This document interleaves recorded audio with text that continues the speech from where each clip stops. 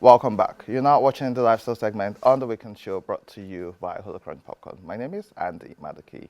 Earlier, we spoke about Nigeria to the world. How are we positioning African artists for global influence? Now, joining us in the studio, we have a multidisciplinary artist, Jacqueline Sowari. Good morning. Welcome to the Weekend Show. Good morning. Thank you for having me. You were nominated for an AMVCA a couple of years ago. You have been featured on CNN. You've been featured on Forbes Africa. A week ago, I saw you at the World Bank Youth Summit. 5 years ago, we were talking about your work, and I like that people now call you the queen of the ballpoint. And interestingly, for Jacqueline, I found her art before I met her. And it's always great when you are fascinated by something, then you meet the creator.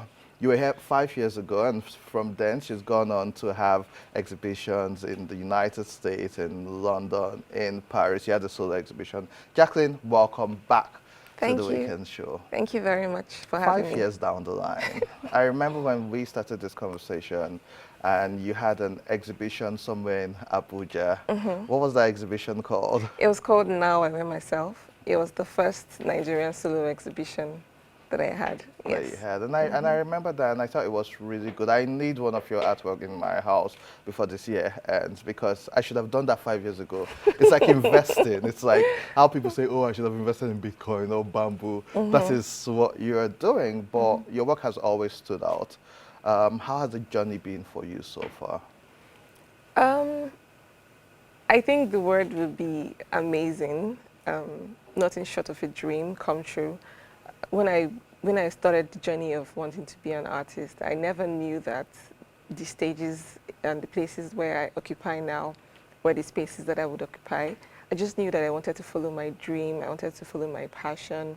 I wanted to make a difference in the world. I didn't necessarily know how I wanted to do that, but it's always on the path on the journey that the path gets clearer. So it's been very amazing, and I think more humbling than amazing, actually, because knowing me and everything that has happened in my life that's brought me to this point, it's really just the grace of God. I can't take any of that.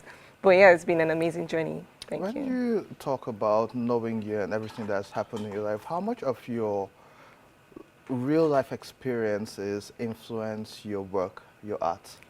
A lot, actually. I find that the best kind of work actually comes from inside. If I pour myself into my work from my experiences, from things that have happened to me, I find that it has better impact on my viewers and on my appreciators and everybody at the end of the day.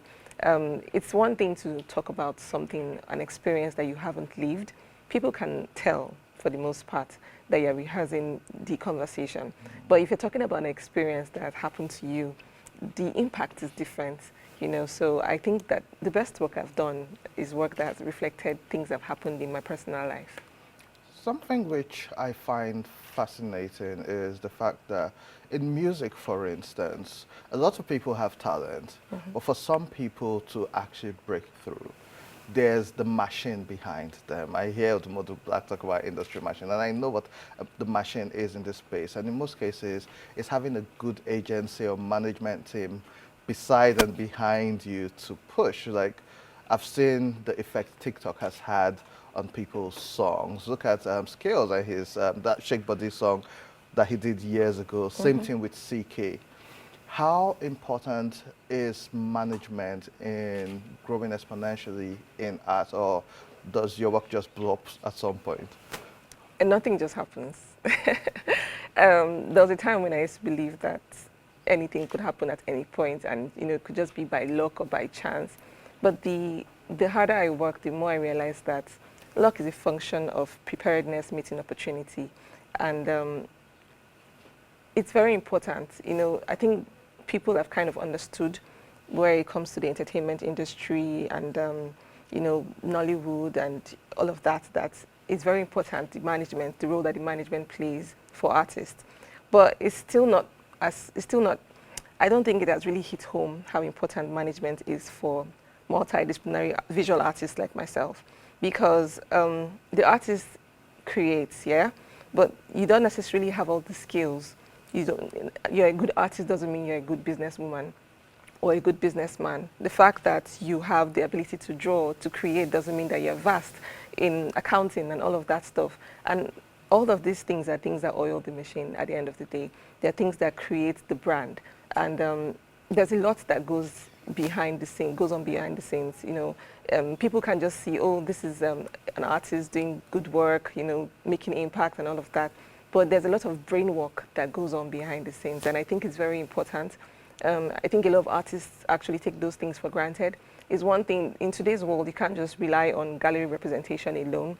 If the gallery you're working with knows like your vision and they align with it and your values, then that's a very beautiful marriage. But then if the gallery doesn't understand where you're going, and that is fair, everybody has their vision, then you as an artist are supposed to take it upon yourself now to arm yourself with the right people. And usually this is best done by collaborating, because a lot of times you cannot really afford that person's service, and neither can they afford yours. So if you collaborate with these people, then you are able to, at some point, build a group of people that are very strong. You have your own team working with you. For one, I have my own team. Amazing people that work with me. I never ever can boast and say, oh, I got here by myself, because without my team, without my art director, my videographer, my script writer, all these people, without them and my implementation people, I wouldn't be able to, be as audacious and stuff. I'm an artist, but I can't create the, crisp videos that show my work. I'm an artist, but I can't direct the scripts that talk about my work. So it's very important. Yes. It's and that's something I wanted to touch on, because most times when people get successful, and you are successful, we attribute it to God, which all glory goes to God. But most times we downplay the importance of having a team around you, and like you've mentioned, the videographer, being able to tell your story, being able to capture those moments, being able to have the conversations on the business side. And it brings us to the question where people talk about AI. I've seen you work on your iPad first before you go to those massive canvas, and I'm like, how do you even get this done? Do you think, and what makes AI type art different from the work which you've done? And do you feel that art will become an industry which would be reduced to the real lovers, or the fact that art is beyond just the work, but the story behind it? Do you think emerging technology like AI poses a threat to your industry? I don't think so. If anything, I believe that AI is a tool. And just like how a lot of years ago from now, there was the invention of the digital camera, or even the camera in the first place before it became digital. And people were like, oh, we now have another way to, capture ourselves, because before then it was only painters that could capture somebody's reality. And we had the conversation of, oh, is art going to be obsolete because now there's a digital camera, or now there are cameras? I think AI is just a tool, and it can only go as far as it can get. You can't replace creativity. Creativity is something that is born with you. It's not something that you can install in a computer or a software.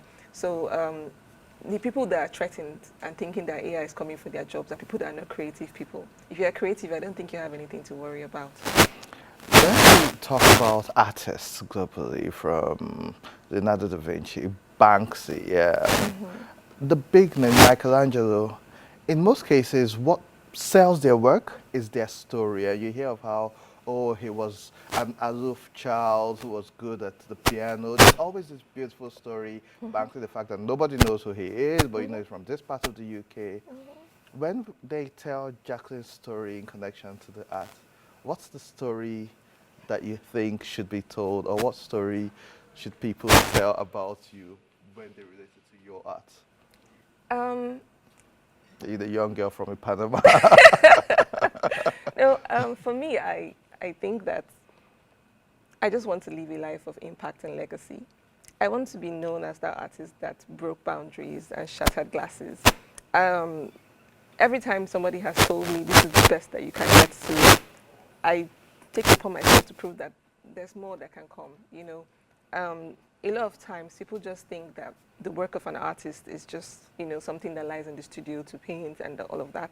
All good and fine if that is what you're comfortable with.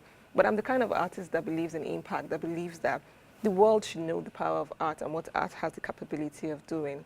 I mean, I desired to be on the world stage talking about, the impact of art and what art can do in communities, and God brought it my way. I mean, I just came back from speaking at the World Bank Youth Summit as an artist. I don't think it has ever happened before that an artist went to go and talk about, and I even mentioned it in my talk. I'm like, I'm sure people are wondering what an artist is doing in this room, but conversations required that an artist should have been there, and imagine if there was nobody to fill in that void. The way the world is going, it's important for artists to have more visibility. You can't be talking about promoting the creative economy or promoting creative industries without putting people who are actually doing the work out there for people to see. So I want to be remembered as the artist that shattered glasses. I want to be studied in schools. I want people to say, oh, this artist, Jacqueline Sowari, she became this movement, this cultural influence, and not just, of course, I want to be remembered for my ballpoint pen and the work that I do in the studio, but also the work that I do that moves from the studio to also people's personal lives, I like that because when I tell your story, I'll say she's a ballpoint pen artist. And for me, the reason why that is amazing is that this is pen. One error can change the whole direction of everything you're working on. But you speak about impact, and you have an initiative called Passion for Arts Initiative. Mm-hmm. Can you tell us about that? I founded Passion for Art Initiative. Now I talk about it, it actually just amuses me because I founded it in 2011 when I was a core member, and it was just out of the sheer need for to help young corpers create visibility for their work, because a lot of us were coming in from different parts of the country. We didn't know anybody in Abuja at the time. We wanted to do exhibitions. We weren't aware of the gallery spaces and the infrastructure to support what we were doing. So I was like, you know what? Let me create this thing. At first, it didn't have a name, but I was going from office to office, seeking sponsorship, collaboration opportunities. And somebody just asked me, so even if we wanted to sponsor this program that you're talking about, who is behind it? Then it dawned on me that there was no name, Then I just did some little brainstorming, and I remember how I saved my alawi to register that company, But 14 years down the line, I'm really grateful for what we've been able to achieve because, of course, then the project didn't work.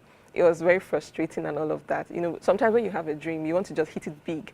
You forget that you have to start from the foundation. You have to start little by little, brick by brick, and which is what we've been able to do, Passion for Art Initiative. And we're grateful to God for all the now recognition that we've been getting. I rarely ever used to mention it. I just used to do the work that I can do, mentor the people I can mentor, do all the free mentoring classes, the coaching sessions, and collaborating with other NGOs that align with the goals that we have.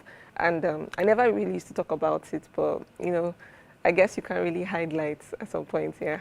Finally, before I let you go, a question which I struggle with is asking people what next, because I'm very pro living in the now, and sometimes we never take in all that we've done, and we're thinking about what next. So my question is, what are you up to now? Anything for us to look out for from Jacqueline Sowari in the next year? Of course, there's always something in the works. There's always a solo exhibition cooking somewhere. There's always more global impact coming. I guess just watch this space. Like you said, I'm just grateful to be experiencing the progress that I've made, and I'm taking it in one day at a time. But at the same time, I'm looking to the exciting things that I'm planning for in the future. Jacqueline, I'm so proud of you. I'm proud of your work. And this is something big for me because I remember saying London, Paris, New York. And you've done it also. I don't know what to say anymore. I'm just going to say I'm proud of you. Thank and you. Well done. And we'll get you back here, not in the next 5 years. We would have to wait till that. But at least every year we'll do a recap so that we can throw more to the universe while you go conquer the world. Thank you so much for joining us. Thank you so much. We'll take a quick break. When we return, more on The Weekend Show.